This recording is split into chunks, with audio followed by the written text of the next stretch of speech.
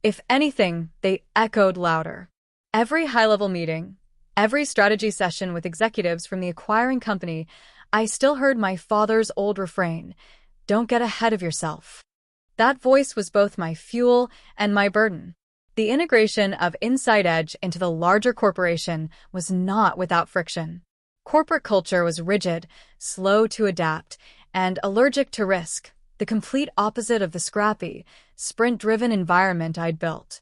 There were moments I considered walking away, taking my payout, and disappearing into some quiet coastal town. But that would have been the easy road. And I didn't fight my way up from a two-bedroom apartment above a failing hardware store to start choosing easy. Then came what I now call the boardroom betrayal. 6 months into the merger, the parent company's board proposed phasing out the Inside Edge name entirely, folding the tech into one of their existing products. They argued that it would be brand efficient and simplify the customer journey. What they didn't say outright, but I understood, was that erasing the name would erase the legacy. My legacy. It wasn't just business. It was personal. I made my case with data, market analysis, and customer feedback, but the board was unmoved.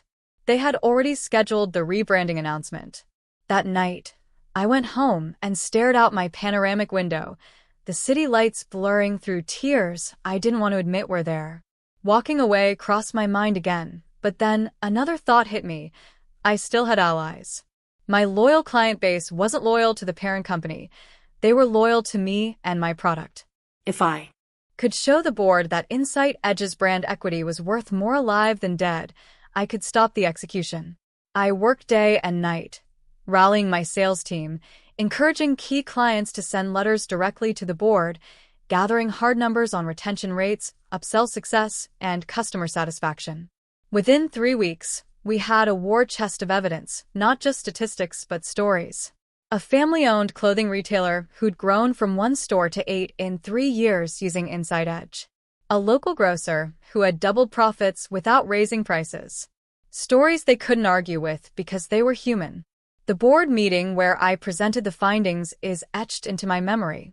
The room was cold, the kind of cold that makes you feel small. I was the youngest person there and the only woman. They expected me to fold. I didn't. I told them if they wanted to kill Inside Edge, they have to fire me first, and I made it clear that if I walked, so would key clients who were here because of my team and my brand. I wasn't bluffing, and they knew it. The vote was tense, but in the end, the board sided with me by a margin of 1. Inside Edge stayed alive, not as a product under their name, but as a division with full autonomy, my autonomy. That was the day I realized something important. Revenge isn't always loud. Sometimes it's a quiet, defiant no in a room full of people who expect you to say yes. Over the next 3 years, the division flourished. We expanded into new markets, partnered with e-commerce platforms, and even developed AI-driven forecasting tools that landed us coverage in major tech publications. Every milestone was another nail in the coffin of my father's old words. Speaking of my father, he started calling more often. At first, the conversations were surface level. He'd ask how I was doing, I'd tell him I was busy, and we'd leave it at that. But slowly, he began asking about my work. Not with skepticism, but with curiosity. The first time he said, "That's smart," about one of my decisions, I almost didn't know how to respond. It wasn't a full apology, that would have been asking too much, but it was an acknowledgement. And maybe that was enough. The ultimate moment of vindication came unexpectedly. The local Chamber of Commerce in my hometown invited me to be the keynote speaker at their annual business banquet. The same town where people once called me the quiet one, now wanted to hear my voice. As I stood at the podium, looking out at familiar faces, I spotted my father in the front row. He wasn't smiling exactly, but there was pride in his posture. I spoke about resilience, about building something from nothing, about the importance of betting on yourself even when no one else will. And as I stepped down from the stage, my father stood up and clapped first. Not the crowd, not the mayor, him. That night, he shook my hand. Not the quick, obligatory handshake of family gatherings, but the deliberate grip of one business owner to another. "You built something real," he said, "and you didn't need my help to do it." In that moment, I realized the revenge I had been chasing all those years had transformed into something else entirely. It wasn't about proving him wrong anymore. It was about proving me right. And I had. Success, as I learned, has a strange side effect. It makes you a target.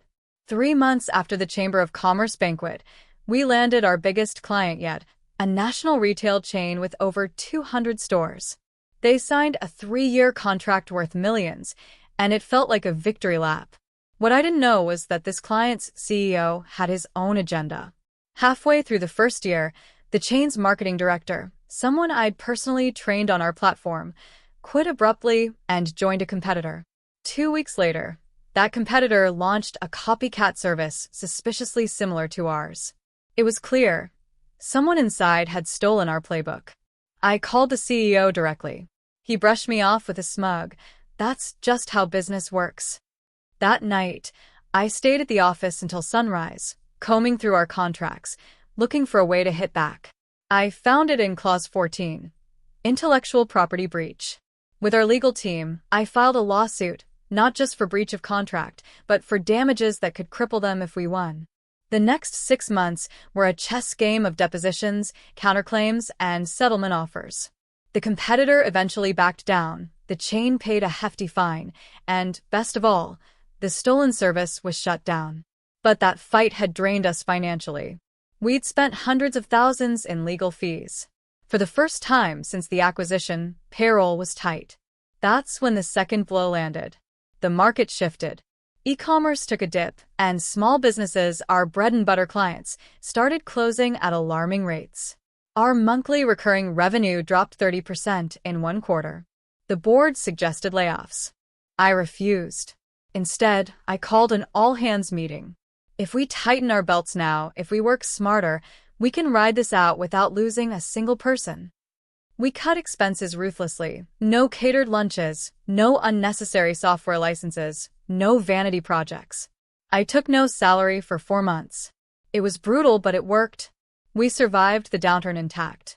Then came the most dangerous threat of all, not from outside, but inside. Our head of operations, someone I'd mentored since our early startup days, started lobbying the board behind my back.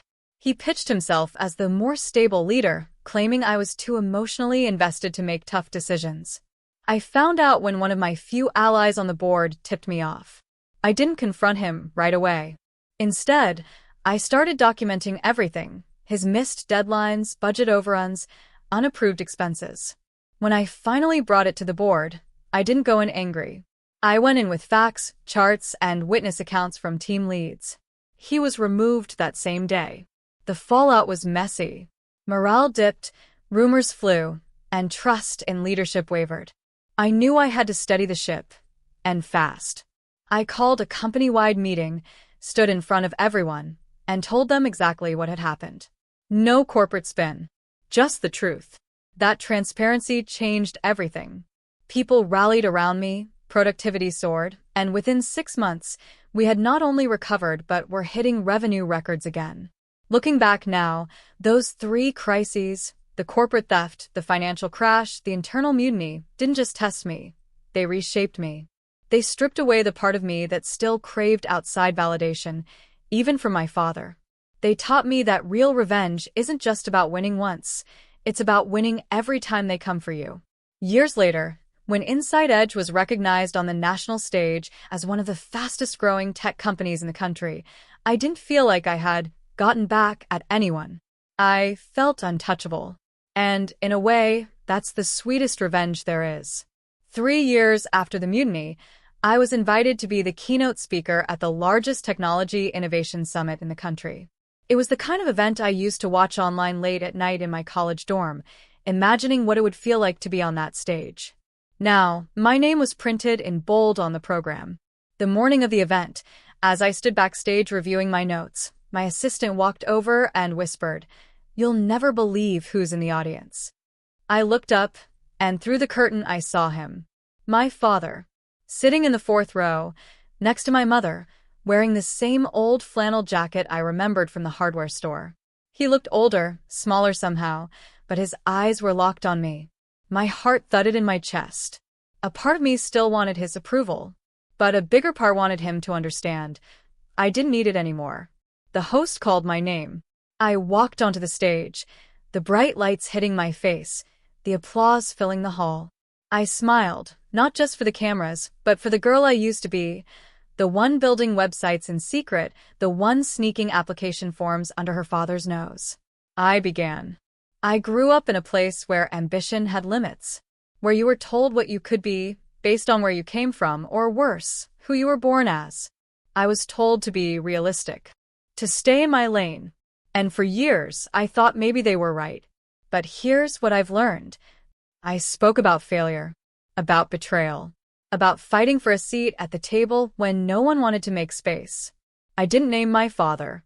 I didn't need to. Every word was a mirror, and I knew he saw himself in it. I ended with this. The sweetest success isn't proving someone wrong once. It's building a life so far beyond their imagination that they can't even picture the limits they once put on you.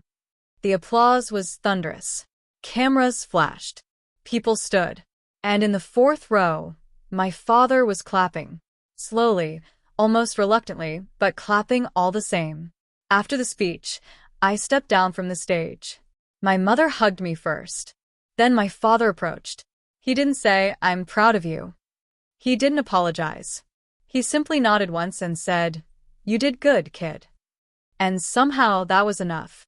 Not because I needed his validation, but because it proved what I had always known. The locked door was never real. I had held the key all along. That night, as I flew back to the city, the skyline glittering beneath me, I realized my revenge was complete. I hadn't just built a company. I'd built a life where no one, not my father, not the doubters, not the traitors, could tell me what I was worth. And that, I thought, is the kind of revenge you don't just savor. You live in it. A month after the conference, an email landed in my inbox from the dean of my old university. "We'd like to name a scholarship in your honor for women in technology from rural communities. Would you be willing to fund and present it?" The answer was obvious. 2 months later, I stood in the same auditorium where, years before, I had received my own meager scholarship, the one my father had dismissed as a waste of time. The room was filled with fresh faces, some nervous, some burning with ambition. In the front row sat my parents again, side by side. This time, I invited my father on stage with me. He hesitated at first, but the crowd clapped until he finally walked up, his boots echoing on the wooden floor. I handed him the envelope containing the first scholarship award. "Dad," I said into the microphone, "I want you to give this to her." A young woman in the front row stood, wiry frame, wide eyes, hands trembling. She reminded me of myself at 19. My father took the envelope, walked over, and placed it in her hands. Then he did something I never expected. He leaned toward the microphone and said, "Don't let anyone tell you what you can't be. Not even me." The room went silent, then erupted into applause. I swallowed hard, my throat tight, realizing that, in his own way, this was his apology. The scholarship became an annual tradition. Each year, I returned to that small town, not to prove a point anymore, but to open doors for others. The revenge had transformed into something greater, legacy. Years later, when I finally sold Insight Edge for a sum that still makes headlines in tech circles, I didn't think about the bank balance. I thought about that young woman, and the next, and the next. Because the ultimate revenge isn't just success. It's turning your victory into a bridge others can cross. And that bridge? It's unburnable.